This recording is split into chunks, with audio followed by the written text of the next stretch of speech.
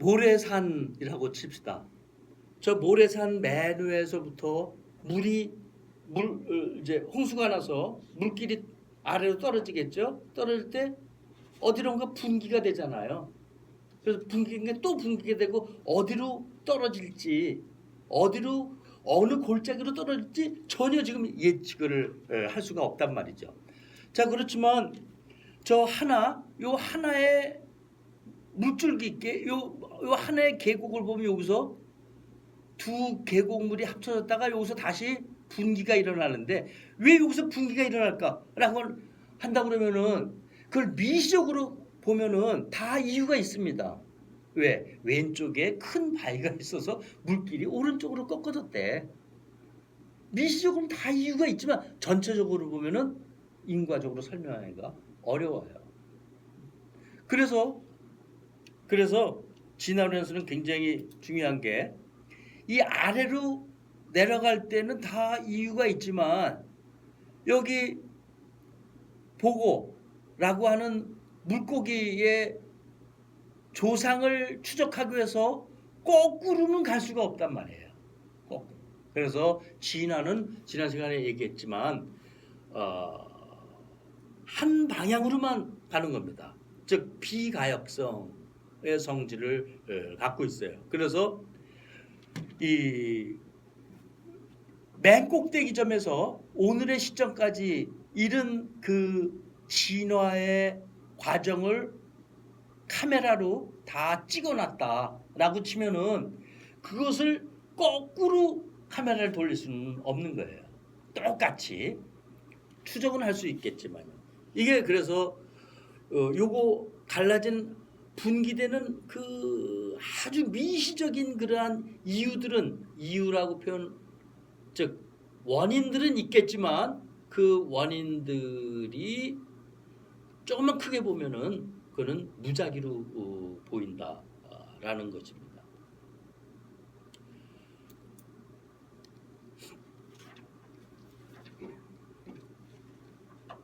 그래서 모든 종은 위로 올라가면은 공통 조상이 있고 또 하나는 이제 상대적인 적합도의 차이에 따라서 적응된 형질들이 계승됐다. 계승되지 않으면 적응이라고 얘기할 수는 없다. 그거예요.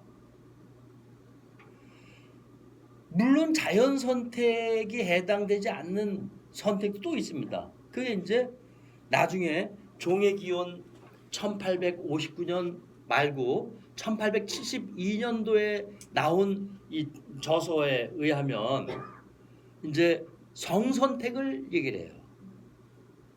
내추럴 셀렉션이 아니라 이제 섹슈얼 셀렉션이죠. 섹슈얼 셀렉션은 자연 선택과 다르지만 아주 포괄적으로 그냥 자연 선택이라고 얘기를 한다라는 거예요. 넓은 의미에. 그래서 선생님 자연 선택 말고 성선택도 있는데 그게 뭡니까? 그럼 너무 자연 선택만 얘기하면 안 되죠. 그렇게 질문할 수도 있지만 광의의 넓은 의미의 자연 선택은 성선택도 포함된다. 성선택은 뭐냐? 그 잠깐 말씀드리면은 여러분 동물원에서 공작새 봤어요? 텔레비에서 본 거 봤고 동물원에서 난 어렸을 적에 본 것 같은 기억이 나요. 어렸을 적에.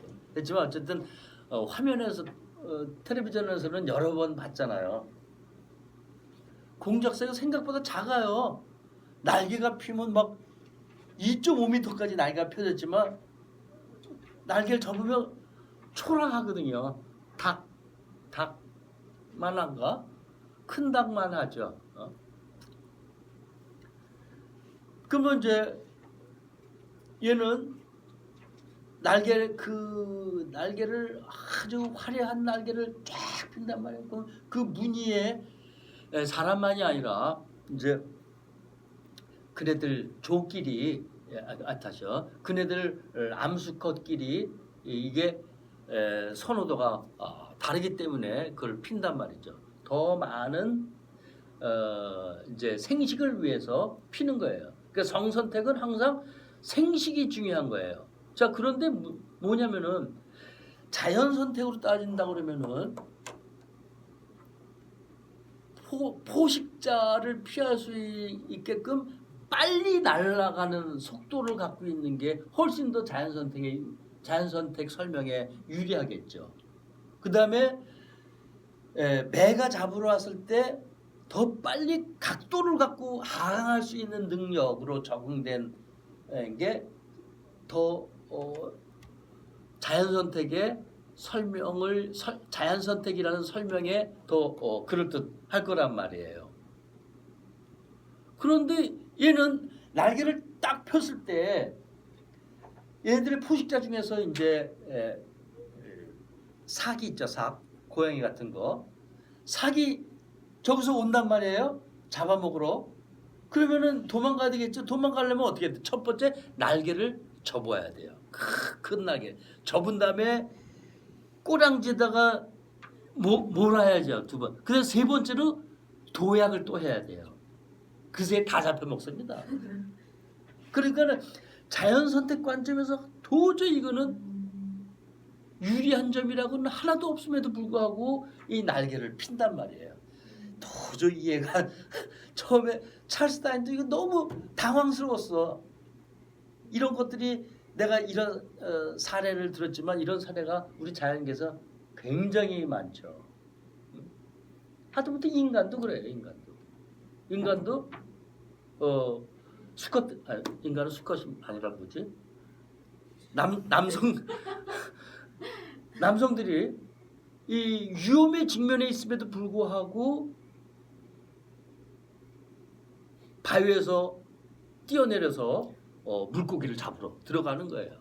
죽는 사람도 많어. 그렇지만 그 옆에 여자들이 하나도 없어. 절대로 안 뛰어내립니다. 근데 여자들이 있을 때 뛰어내려. 그로 실험을 많이 해서 특히 침팬지 같은 경우에 침팬지는 수컷들이 협동을 해가지고 사냥을 나간단 말이에요. 그러면 이제 침팬지가 가장 사냥의 대상이 되는 게 원숭이들. 나무 위로 굉장히 빠른 속도로 움직일 거 아니겠습니까? 그러면 침팬지 수컷들, 즉 사냥할 수 있는 성장된 성체 수컷들이 모여서 나갈 거란 말이에요. 너무 어린 애들은 안 되고 암컷은 안 되고. 그럼 수컷들이 이제 5마리가 나갔다. 그러면은 돌아올 때 원숭이를 2마리를 딱 잡아왔다. 그러면 의기양양하게 돌아오는데 이제 몇몇 실험들, 특히 일본 영장류 연구는 이제 일본 사람들이 굉장히 많이 했기 때문에 일본 연구팀 실험 그 아티클들을 보면 재밌는 게 있는데, 오늘 출발을 해야 되는데 암컷들이 새끼들을 데리고 좀 물먹으로 내려간 거예요. 물먹으로 내려갈 때 굉장히 조심합니다. 땅으로 갈 때는 굉장히 위험한 거죠. 그래서 암컷들하고 새끼가 없어. 얘네들이 사냥하러 떠나질 않는 거예요. 의기양양하게 떠나야 되는데 등등 이런 사례들로부터 찰스 다윈이 이해할 수 없었던 그러한 동물들의 행동들이 있는 거죠. 그걸 나중에 이제 성선택이라고 하는 포인트로 그것을 설명을 하게 됐습니다. 그래서 얘는 그 위험한 사계 공격을 분명히 알고 있음에도 불구하고 이 생식을 위해서 즉 수컷을 만나기 위해서 자기가 선택되기 위해서 이 날개를 피는 거예요. 엄청나게 자연 선택 관점에서는 위험하지만 성선택 관점에서는 그때 비로소 우리가 이해할 수 있는 것이죠. 그래서 요 성선택 이론은 나중에 진화 심리학이라는 분야로 곧장 연관이 됩니다. 그리고 이 진화 심리학 분야가 사회과학에서 제일 많이 활용되는 게 행동경제학이에요.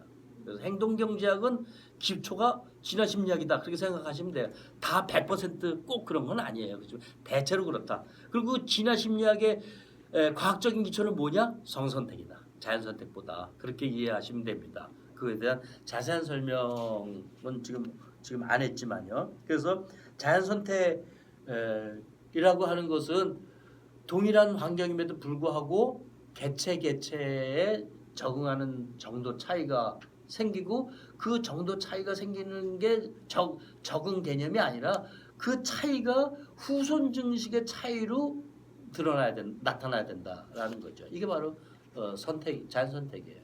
그래서 자연 선택은 아까 모래산에 비교를 했듯이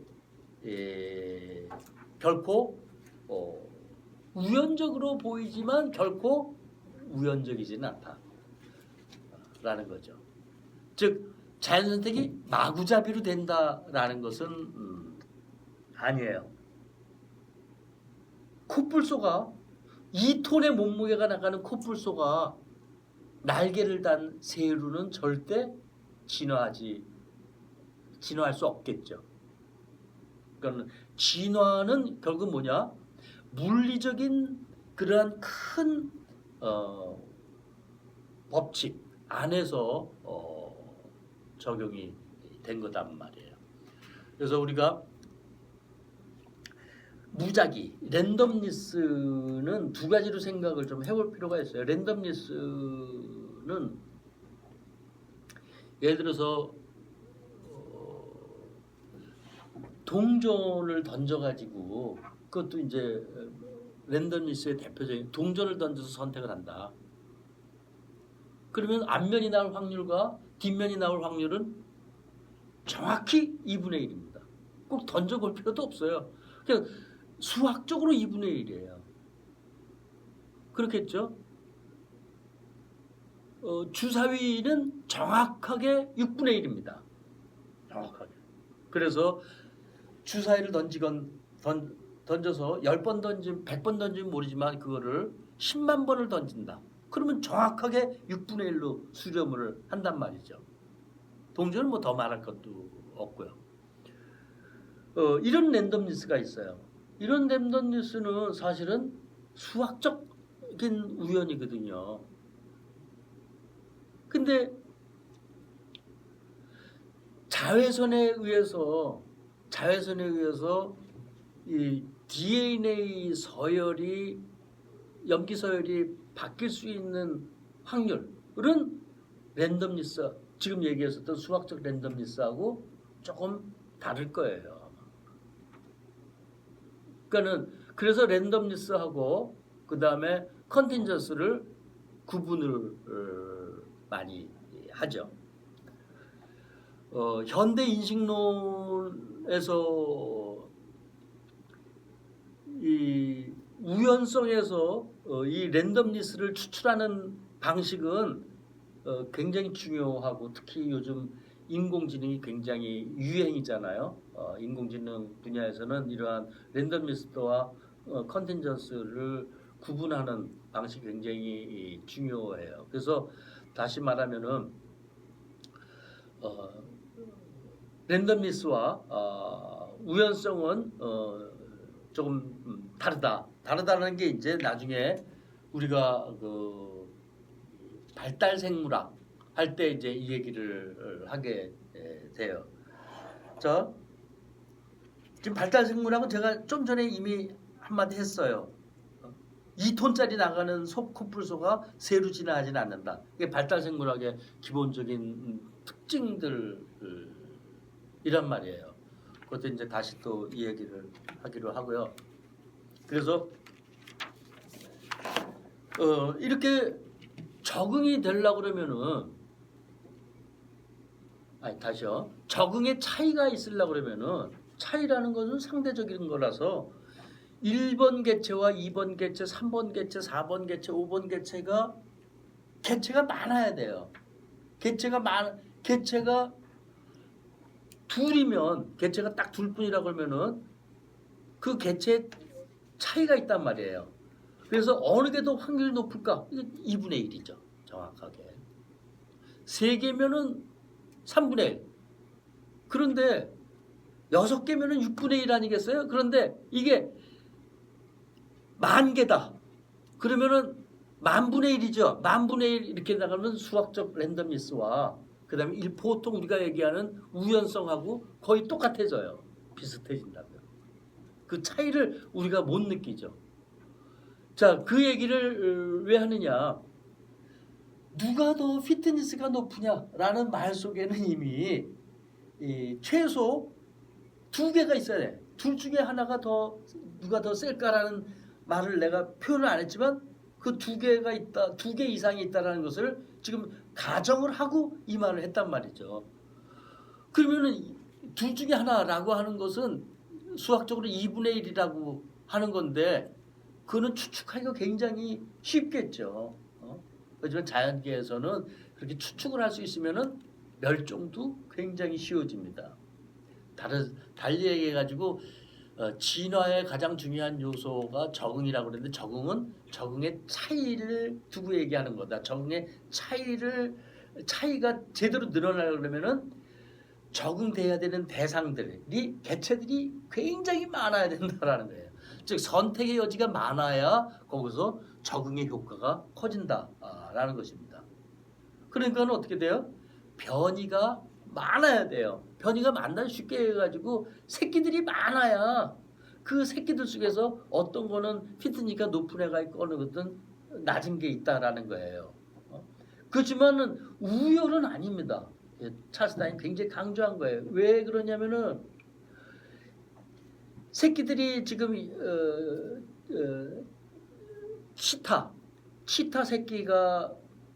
치타는 새끼를 많이 낳지 못해요.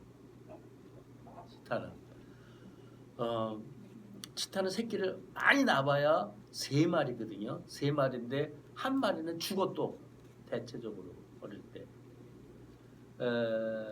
굉장히 불리하죠. 치타는 생존에 있어서. 그 대신에 일단 성체가 됐다. 그러면은 생존 확률이 사자보다 한 7배가 더 높대요. 그러니까 다 그 자연의 힘이 구석구석 다 미치는 거겠죠. 치타는 이렇게 즉 개체 변이가 적어서 불리하지만 그놈이 잘해가지고 성체가 되면은 생존 확률이 높다. 그렇지만은 쥐새끼는 한 번에 20마리를 낳는다. 그만큼 성체가 돼도 살 확률이 많지 않다는 걸 또 역반영을 하는 거겠죠. 그러면은 20마리다. 20마리라고 하는 것은 아무리 쌍둥이라도 염색체 서열이 다 다르다라는 거거든요. 그러니까는 저기 개복치라고 들어보셨는지 모르겠지만 저기 우리 동해안에서도 잡힌답니다. 가끔 가다가. 그래서 개복치가 큰 거는 저기 상어만 하대요. 굉장히 크다고 그럽니다. 난 텔레비에서 이렇게 망에 걸린 걸로 한번 보긴 했지만 개복치는 3억 개의 알을 낳는다고 그래요. 3억 개의 알을 동시에 낳는다고 그러면 그게 다 우리식으로 따진다면 쌍둥이 아니겠어요? 그렇지만 그 어느 것도 염색체 하나가 동일한 것은 없다라는 거죠. 동일하지 않기 때문에 그게 우리는 생물학적인 것으로 변이라고 이야기를 하는 거예요. 그래서 이 동일하지 않기 때문에 바로 생존 가능성이 더 높은 겁니다. 그래서 이 적응은 변이를 선제를 해야 된다. 여러분들 텔레비전에서 유튜브에서 혹은 신문 기사에서 본 기억이 있을란가 모르겠지만 지금 전 세계에 바나나가 딱 한 종이래요. 굉장히 그 불안한 겁니다. 왜? 잘못해서 박테리아에 감염되면은 싹 다 죽는다는 거 같거든요. 왜? 변이가 그만큼 적기 때문에. 그래서 이 변이 문제 얘기할 때 바나나를 지금 우리가 먹고 있는 바나나입니다. 바나나의 사례를 많이 들기도 합니다. 그건 굉장히 그럴듯해요. 그래서 변이라는 것이 그만큼 이제 중요하다라는 것입니다. 그래서 또 하나 이 선택은 즉 적응은 맨 아랫줄 미래를 볼 수 있는 눈을 가지고 있지 않다라고 하는 것은 적응이 적응에 의한 자연 선택이 어디로 튈지 모른다라는 것입니다. 이건 이제 제가 제일 중요하게 여기는 측면이고 그 적응은 목적이 없어요.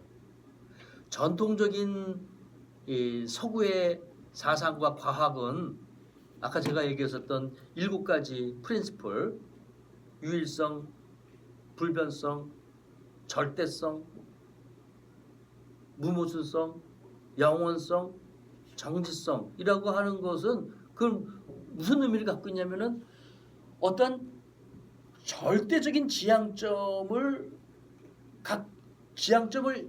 이미 제시되어 있는 것입니다. 그래서 갑자기 제가 아리스토텔레스 철학 얘기해서 죄송합니다만 아리스토텔레스 철학은 기본적으로 이 가능한 세계와 그 다음에 다 완성된 완성형의 세계로 구획되어 있어요. 그래서 이 두 세계를 갖고 운동을 설명하는 게 아리스토텔레스 철학의 아주 근간이에요. 그래서 운동은 뭐냐면 여기 낙하 운동은 뭐냐면은 이 불안한 가능성의 값이 딱 안정된 정지된 값으로 바뀌는 게 바로 낙하 운동이에요. 아리스토텔레스 입장에서 이게 이 바닥이 목적점입니다. 그래서 얘는 너무 당연한 거지. 밑으로 떨어진 건 너무 당연한 거예요. 왜? 모든 사물은 다 목적을 향해서 가기 때문에 이 떨어진 거 밑으로 내가 손으로 잡지 않고만 있으면은 목적으로 목적점을 그냥 떨어지는 것 같은 그 목적이 순간순간 적용돼야 돼요. 여기 내가 이 손을 놓는다는 혹은 돌을 던진다는 것은 힘을 줬다라는 거거든요. 힘을 처음에 딱 주잖아요.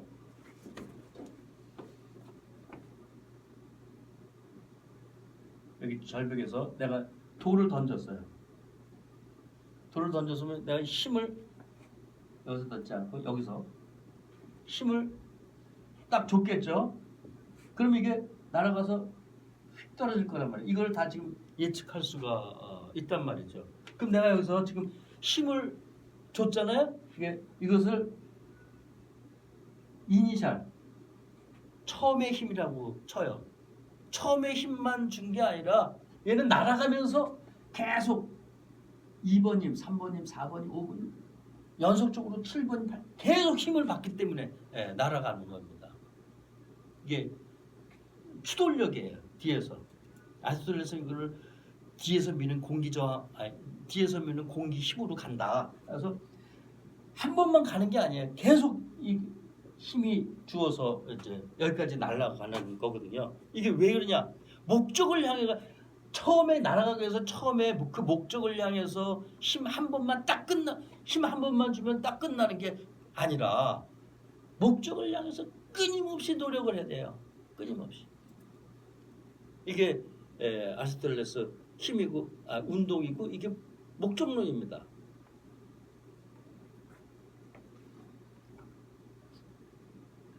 자, 그러니까 여기서 평면에서 공을 한번 탕 쳐요. 탕 치면은 가다가 딱 쓰잖아요. 쓰죠. 예, 여기 목적에 도달한 거예요 이미. 여기까지 내가 힘을 100만큼 힘을 10만큼 줬으면 이제 19, 8, 7, 6 여기서 이제 쓰는 거죠. 왜? 목적에 도달했으니까 더 가면 안 돼요. 그런데 2000년 후에 갈릴레오가 여기 힘을 한번 딱 주면 첫 번째 힘만 주면은 이게 목적점, 최종점이 영원하다고 그래요. 끝까지. 영원히 간다는 거예요. 끝까지. 쫙. 어디까지 가냐? 신이 주어진 영혼까지 간다. 영혼 말고 영원. 신이 주어진 영혼까지 가는 거예요. 힘 한 번만 딱 주면은 이게 말이 안 되죠. 상식적으로 벗어난단 말이에요. 그러니까는 이걸 과학적으로 보면은 아리스토텔레스는 저항이라고 하는 힘을 계산을 못한 거죠. 하지만 갈릴레오는 저항이라고 하는 것이 눈에 보이지 않는단 말이에요. 그 눈에 보이지 않는 상상의 힘을 소고를 딱 하면 어떻게 돼요? 저항이 없다 그러면 처음에 한 번만 힘을 주면 쫙 가겠죠. 끝까지. 그래서 2000년 동안 아리스토텔레스에서 갈릴레오 2000년 동안 이 변한 게 뭐냐면은 바로 이 눈에 보이지 않는 저항이라고 하는 힘을 찾아낸 거예요. 저항은 일상적이지 않겠어요? 내가 지금 옷을 벗더라도 여기 털옷은 속옷과 걸려가지고 잘 안 벗겨진단 말이에요. 근데 미끄러운 옷은 쑥 벗겨진단 말이죠. 그렇게 일상적인 게 바로 저항이라고 힘인데 이것을 물리 법칙에서 이거를 찾아내기가 이렇게 어려웠던 거죠. 사실은 갈릴레오가 망원경을 했다고 그러잖아요. 망원경도 렌즈는 이미 유태인도 렌즈를 썼대요. 그러니까 2000년 전부터 렌즈는 있었죠. 근데 그 렌즈를 두 개를 딱 겹치면은 망원경이 되잖아요. 이 두 개 겹치는데 2000년 걸린 거예요. 똑같아요. 저 갑자기 왜 이걸 얘기하냐면은 이게 철학적 인식론에서는 굉장히 중요해서 그래요. 여기 이제 자 평지에서는 공이 무한대로 가죠. 끝까지 이제 아리스토텔레스에서 벗어나요.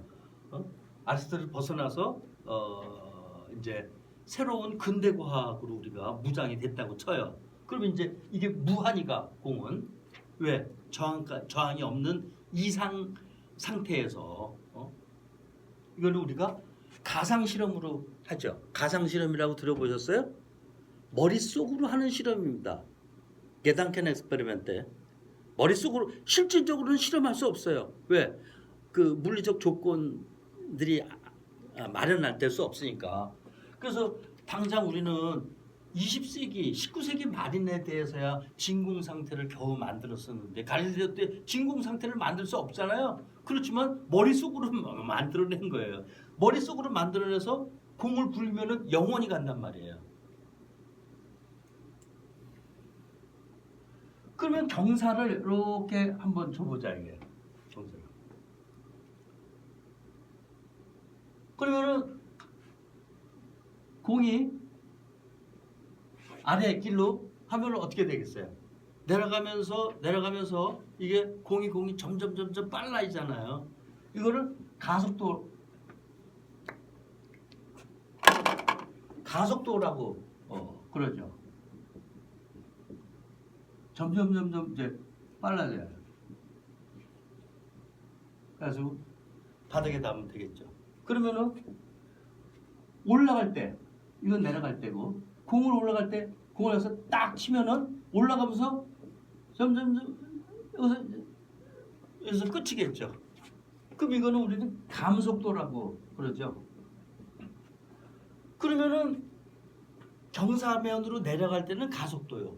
경사면으로 올라갈 때는 감속도니까 경사가 없는 평평한 지역에서는 감속도도 아니고 가속도로 갈 거 아니에요. 아니다지. 감속도도 아니고 가속도도 아닌 속도로 갈 거 아니에요. 그게 무슨 속도라고 해요? 등속도예요. 등속도라는 건 뭐냐면은 영원히 간다라는 거거든요. 이렇게 찾아낸 거예요. 머릿속으로 찾아낸 겁니다. 머릿속으로. 엄청난 거예요. 이거는 2000년 동안 그 아무도 생각 못했었던 그렇지만 너무 간단한 거지만 간단한 것이죠. 선생님 이거 수업 끝나고 그 칸트 하시죠? 저기 그리스 철학사입니다. 그래요? 그래서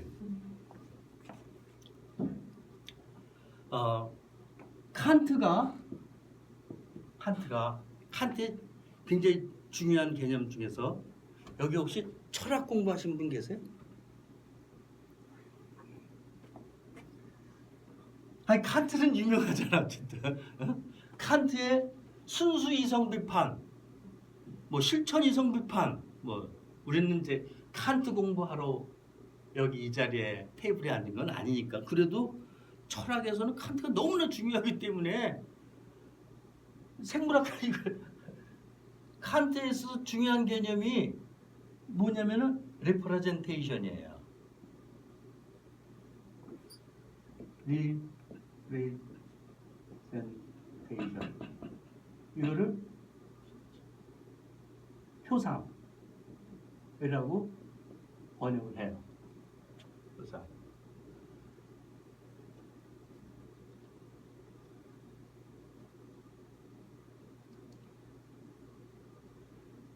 그러면 이제 표상은 뭐냐면은 공을 여기서 떨어뜨린다. 예. 경사면에 떨어뜨린다. 그러면은 공이 내려갈수록 빨라지겠구나 라고 직감적으로 느낀단 말이에요. 직감적으로. 그래서 내가 지금 뭐라고 표현했냐면 직감적으로 느낀다라는 말을 썼잖아요. 또 하나는 뭐냐면 직관적으로 느낀다라고 하는, 이게 조금 다르더라고요. 우선 번역이 직감한다. 그럼 감각으로 직접 들어간다라는 거죠. 직관한다 그러면은 관자는 감하고 또 다르단 말이에요. 그건 잘 모르지만 어쨌든 영어로 인투이션이에요. 안으로 휙 들어가는 거지. 겉으로만 눈으로만 보는 게 아니라 인투이션.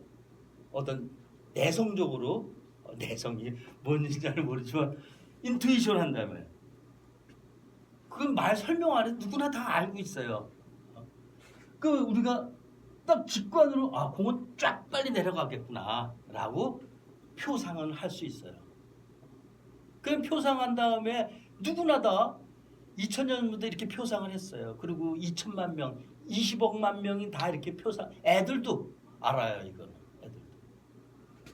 자, 이런 표상 속에서 경사도 아니고 이것도 아니고 평면에서는 등속도로 간다라고 하는 이러한 생각으로 전환하는 것, 이게 이 사물의 현상을 찾아가는 한 과정이다라고, 이게 바로 이성입니다.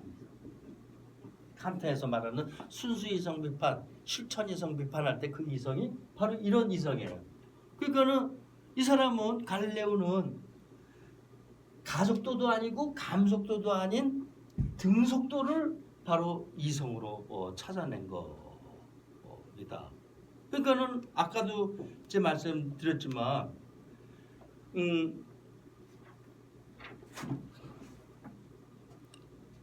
찰스 다윈은 이 진화 생물학자지만 그냥 찰스 다윈은, 그 당시 찰스 다윈은 생물학이라는 말이 없었어요. 찰스 다윈 때는 동물학, 식물학, 곤충학, 지질학, 이런 광물학, 이런 말은 있었지만 생물학이라는 말은 없단 말이에요. 그 생물학자, 이전에 이 사람은 자기 소개할 때 지질학자 이렇게 소개를 하기도 하고, 또 어떤 때는 곤충학 뭐 이렇게 설명을 하기도 하고, 1831년 1836년까지 비그로를 탈 때 무슨 자격으로 탔냐, 즉 그 당시는 박물학자라는 게 자연학자, 그래서 그 기준으로 타야 되는데 이 사람은, 찰스 다윈은 박물학자, 자연학자로 타지 않았어요. 그냥 단순하게 비그로 선장의 말벗으로 탔습니다. 왜? 선원들이 전부 학식이 낮단 말이에요. 그래서 비그로 선장, 갑자기 생각이 나는데, 비그로 선장 이름 매츠로이. 한번 빨리 찾아봐요. 생각이 안 나지. 매츠로이. 귀족이란 말이죠. 그래서 학식이 있는 말벗, 그런 대상으로 탄 거예요, 찰스 다윈이. 그것도 빠르게 그런데 평생 갈등이 있죠. 왜? 선장 이름 안 나와요? 나오는 로버트 피츠로이. 피츠로이. 두 잔 맞았네. 피츠로이하고 찰스 다윈하고 평생 갈등을 가져요. 왜냐하면 이 사람은 진화 적응자고 피츠로이는 우선 교회주의자고, 교회주의자가 그 당시는 일반이죠 다. 그 다음에 기본적으로 피츠로이는 인종주의자예요. 너무 당연한 건 그 당시 인종주의자가 아니면 세계 돌아다니면서 제국을 만들 수가 없지. 찰스 다윈은 뭐냐? 반인종, 그냥 보편주의자예요. 그래가지고 배가 브라질 리오 항구에 브라질 항구에 도착했을 때 이 선원이 브라질 그 원주민을 회초리를 때리는 거를 갖고 찰스 다윈이 이제 저지하고 방어를 하고, 그것 때문에 피츠로이 선장하고 싸워가지고 그럼 관도 난 네 배 안 탈 거야 하고 배에서 내립니다. 찰스 다윈이. 그러다 한참 남쪽으로 내려가다가 이러면 안 될 것 같아서 배를 돌려가서 다시 이제 찰스 다윈 다시 태우고 이제 다시 오죠. 그렇게 그 배를 타고 가면서 이제 머릿속으로 생각해낸 것은 그 무수히 많은 곤충, 식물 채집한 자료들이 이제 점점점 양이 커질 거 아닙니까? 배가 아무리 커도 그것을 갖고 이성을 통해서 어떤 뭔가 원칙을 만들어내야 된단 말이에요. 그 원칙을 만들어내는 가장 중요한 게 바로 적응 개념입니다. 그래서 적응 개념을 만들어내기, 적응이라고 하는 것은 아까 제가 정의를 했잖아요. 반드시 후손 증식의 값으로 나타나야 된다. 요즘 현대생물학에서 그것을 빈도수라고 얘기를 합니다. 그래서 혹시 여기서 빈도수라는 말 들으면은 말 자체가 어렵잖아요. 빈도수라는 말 들으면 이거는 뭐냐? 적응해가지고 어떤 A 개체의 빈도수가 10인데 B 개체의 빈도수가 20이다. 그러면은 대충 A 개체의 후손들이 10이라고 그러면은 B 개체의 후손이 20이니까 B 개체가 훨씬 적응이 잘 된 거구나. 그렇게 생각하시면 돼요. 대충. 생물학과 아닌 분들은 다 그렇게 생각하면 딱 맞아요. 그래서 이 빈도수로 정의가 돼 있단 말이에요. 적응은. 그래서 이것은 이미 이 원칙이에요. 그런 수많은 자료에서부터 이 원칙을 원리를 원칙이라는 말은 좀 그렇고, 원리 아니면 법칙도 생물학에서는 법칙이 없어요. 사실은 이 원리를 찾아나가는 그러한 힘이 이제 다윈은 평생 그거를 강조를 하고 그게 이제 이성입니다. 물론 찰스 다윈이 칸트 공부한 건 아니지만 그런 다양성이 바로 변이의 적응도를 높인다. 즉 다양성이라는 거는 개체가 많아야 된다라는 거예요.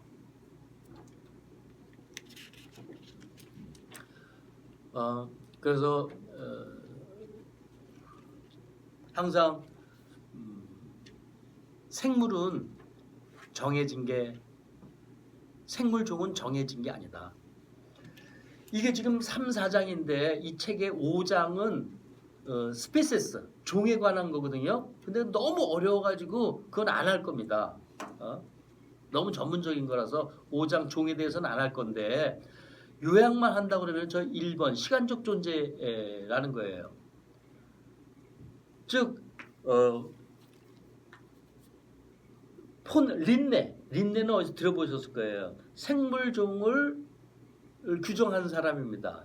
린네는 언제 사람이냐면은 찰스 다윈보다 한 50년 전 사람이에요.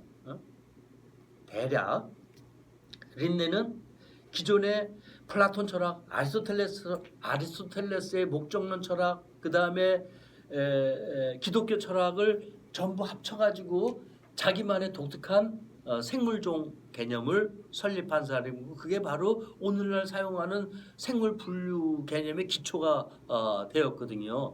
그러면 그때 이제 린네가 만든 생물종이 10만 종 가까운 건데, 어마 10만 종을 1에서 10만까지 세일래도 아마 10만 종 가까운 건데, 그걸 다 종을 붙이고, 그 모든 종은 첫 번째 뭐냐? 시간에 따라서 변하지 않는 거예요. 왜? 신이 처음에 만들어준 거니까 변하면 안 되죠. 인간은 인간으로서 창조 때부터 종말 때까지 가는 거고, 사마귀는 사마귀로서 처음부터 끝까지 가는 거예요. 송이버섯은 송이버섯 창조된 이후 종말 때까지 그냥 계속 가는 불변입니다. 모든 생명종은. 근데 찰스 다윈이 와서 그 종이 변한다라고 하는 엄청난 이거는 혁명입니다. 지금 뭐 너무 당연한 이야기가 됐지만, 그거를 이제 에른스트 마이어가 아마 20세기 초반에 찰스 다윈 최고의 계승자라고 볼 수가 있어요. 마이어는 그것을 시간적 존재라고 표현을 했어요. 공통조상 이론은 뭐 똑같고, 그다음에 변이와 다양성. 그래서 그다음에 맨 아랫줄 단계적 점진주의. 즉 아까 그 산에서 모래산에서 내려와 가지고 점점 가지치면서, 그러니까 모래산이라는 건 계곡이 분류되면서 이제 밑에까지 평지까지 내려오겠죠. 그러면서 계속 연속적으로 진화를 하죠. 그렇지만 거시적으로 봐서는 그게 연속적이지 않아 보여요. 미시적으로서는 연속적, 점진적이라고 하는 것은 인과적이라고 하는 표현이거든요. 그렇지만 거시적으로 봐서는 마치 우연적으로 보인다라는, 이렇게 5가지로 진화론을 정리를 했더라고요. 그래서 이건 이제 아까 처음에 얘기한 거예요. 적응과 적합도가 좀 차이가, 이거 많은 사람들이 자꾸 헷갈려 해가지고, 그래서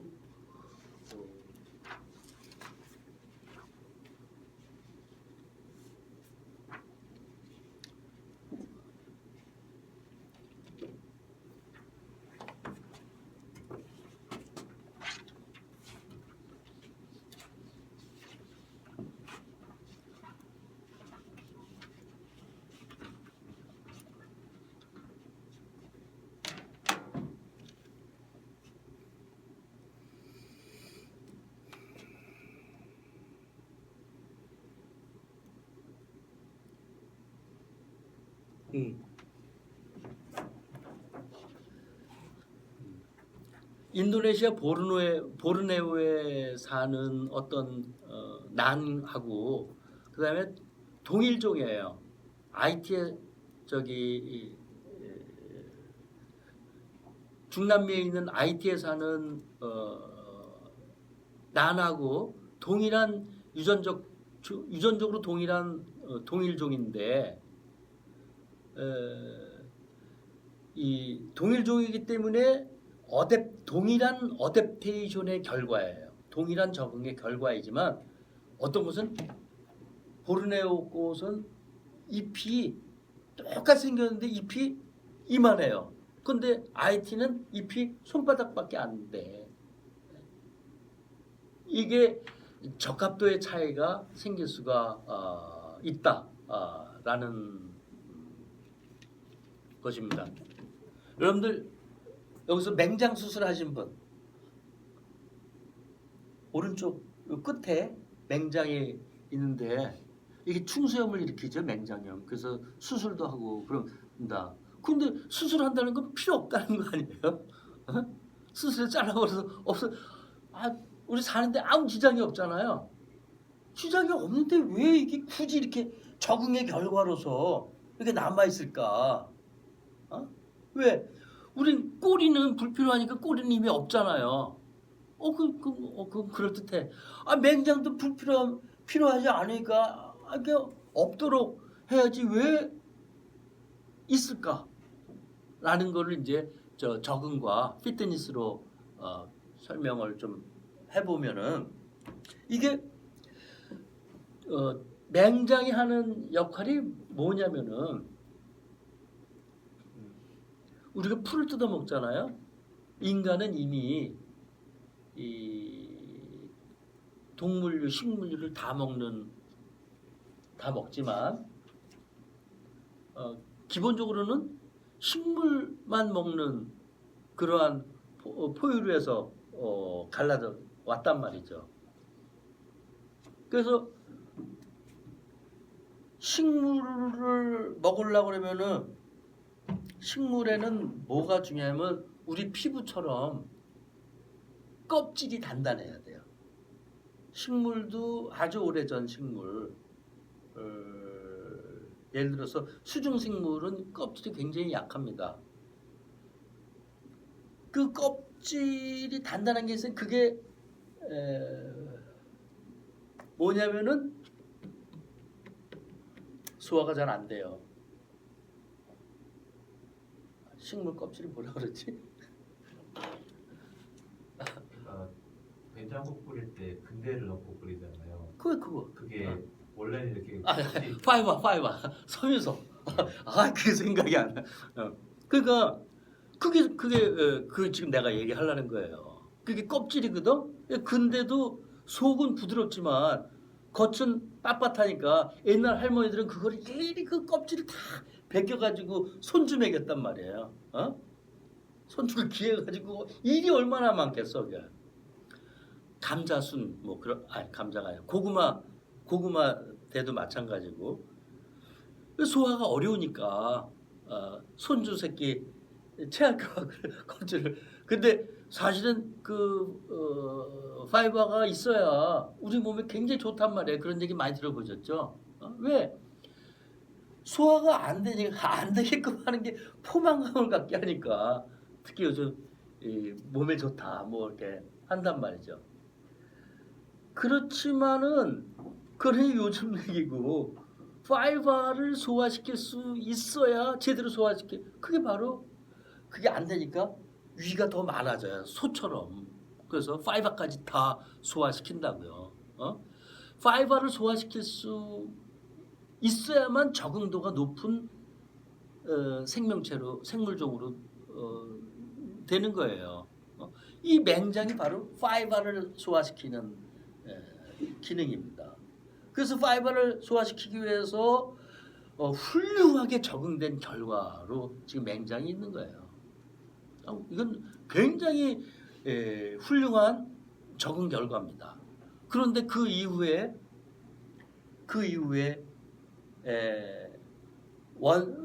영장류로 가지치기 하고 영장류도 대체적으로 식물류만 먹거든요.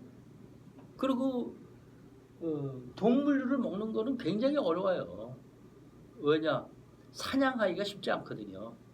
이거는 침팬지도 사냥을 하지만 이 동물성 지방은 전체의 15%밖에 안 돼요. 대부분 뭐냐? 열매예요, 열매. 우리 조상들은 뭐예요? 대부분이 뿌리입니다. 뿌리식물. 그래서 수렵채취라고 얘기를 하죠. 우리 조상은 수렵채취입니다. 수렵은 동물성 지방, 채취는 식물성 지방이란 말이에요. 식물성 지방이 훨씬 식물성 단백질이 훨씬 그 비중을 많이 차지해요. 그만큼 동물성 지방을 획득하기가 쉽지 않은 거예요. 그렇죠. 어쨌든 동물성 지방을 섭취하는 영장류로 점점 갈라치게 하면서 인간은 그쪽으로 갈라치게 됐잖아요. 그러면서 점점 이게 필요가 없게 된 거죠. 그 지금 완전히 필요가 없게 됐지만 여전히 적응된 것이에요. 그렇지만 앞으로 적응 가능성은 없죠. 쓰지 않으니까.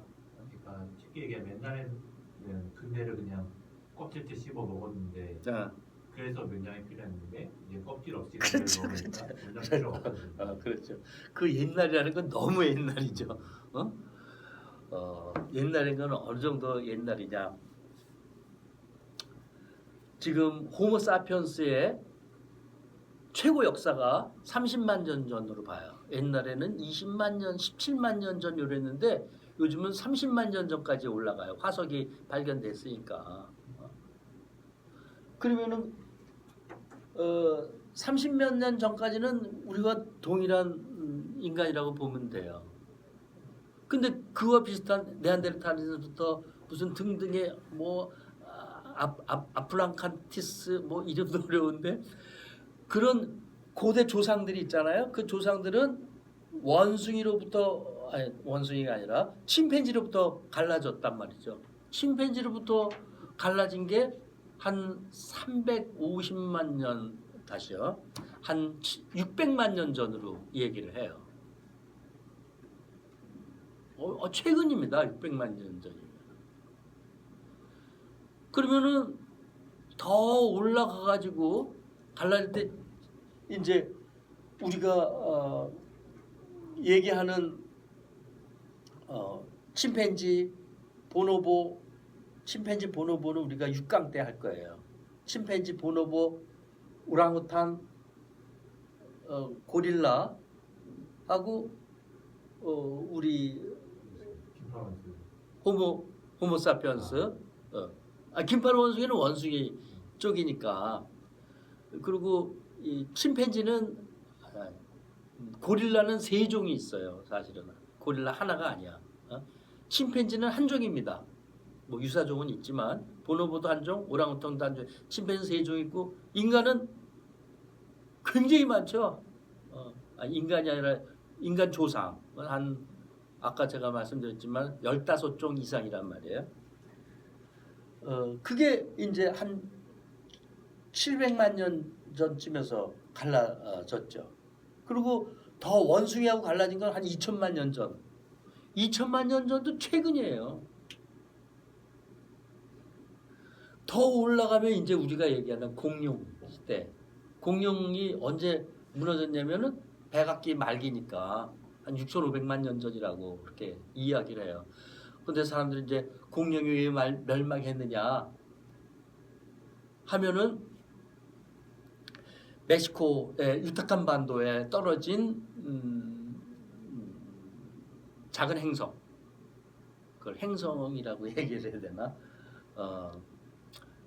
큰 별똥 때문에 그렇지만 상당히 큰 거죠. 지름이 2km에 가까웠으니까. 그래서 그때부터 지구 먼지에 의해서 겨울이 오고 온도가 떨어져서 뭐 망했다. 이렇게 하지만 순식간에 망한 건 아니고요. 그게 이론이 맞다 그러면은 보통 8만 년 정도 걸렸답니다. 망하는데. 즉 순식간에 우리 영화에서처럼 별똥이 부딪혀가지고 갑자기 지구가 전체가 싹 멸망했다. 그런 시나리오는 아니고 이제 점점 멸망한 거죠. 그 당시에 있었던 포유류들은 이제 이 설치류 포유류가 남아 있었죠. 땅 속에 있었기 때문에 살아남았다. 이것도 지금 굉장히 신뢰할 만하지만 여전히 가설 수준입니다. 그래서 지금 점점 가설이 정설로 바뀌고 있어요. 분석과 덕분에. 그러면 한 더 올라가지고 1억 5천만 년 정도 동안 공룡이 존재했었는데 그게 이제 한 2억 2천만 년 전에 포유류가 있었대. 그 이전에 이제 더 양서류가 있었겠죠. 그는 공룡은 파충류니까 양서류 이전에 물 속에만 살았을 거란 말이에요. 그게 이제 우리가 얘기하는 캠브리 대폭발, 생명의 대폭발기, 이게 바로 5억 4천만 년 전이에요. 그때 바닷속 생물이죠. 그때는 땅 위에 아무 생명도 없었으니까 5억 4천만 년 전에 갑자기 폭발적으로 무수히 많은 생명종들, 그리고 우리가 아는 대표적인 그 당시 생명이 삼엽충이에요. 삼엽충은 지금 태백 지역에서 무수히 발견됩니다. 그 정도로 전 세계에 많이 퍼졌다라는 거죠. 등등해서 그 5억 4천만 년 전에서 우리가 알고 있는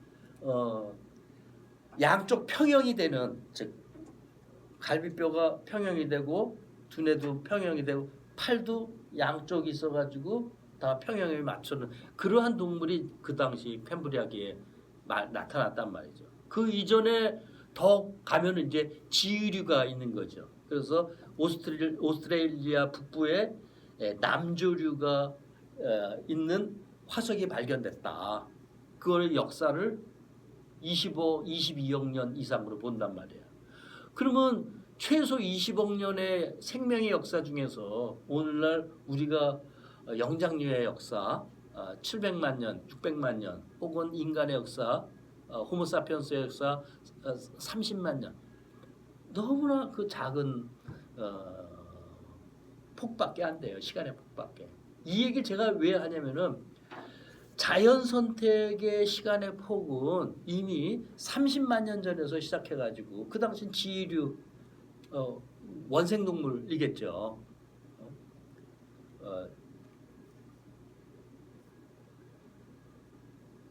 거기서부터 이미 자연 선택이라고 하는 생물학의 메커니즘이 시작된 거예요 이미. 그래서 대부분 많이 그렇게 적응이 된 상태로 우리 지금 이 몸으로 온 것이지 갑자기 최근 30만 년 전에 갑자기 모든 게 다 적응된 게 아니다 라는 이야기입니다. 그래서 내가 맹장 얘기를 이제 그렇게 봐야 된다라는 것입니다.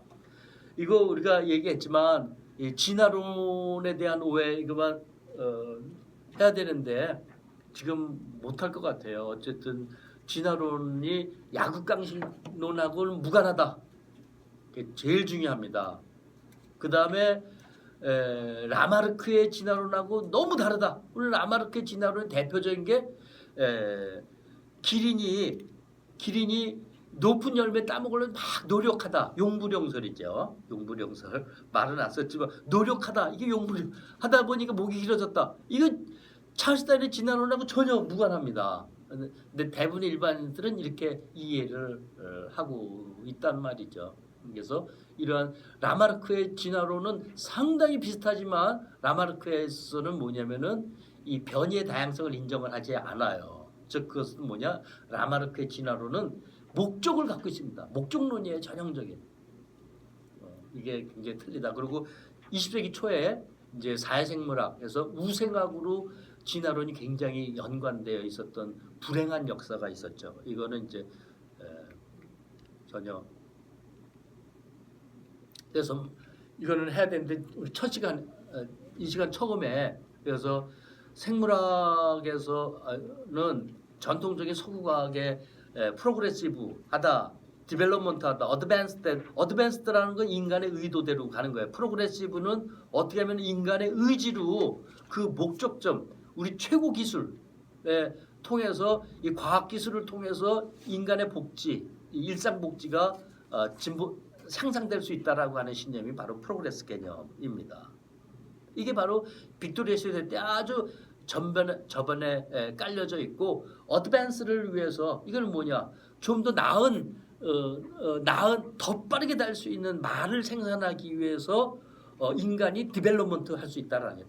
생명에 관여할 수가 있다라는 거예요. 그래서 프로그레시브 어드밴스 디벨롭먼트 이게 중요한 개념이고 너무 중요하기 때문에 다음 시간에 다시 이걸 좀 연관시켜 가지고 해보도록 하겠습니다. 그래서 다음 시간에는 꼭 디벨롭먼트에 대해서 이야기를 주로 하게 될 것 같습니다. 감사합니다.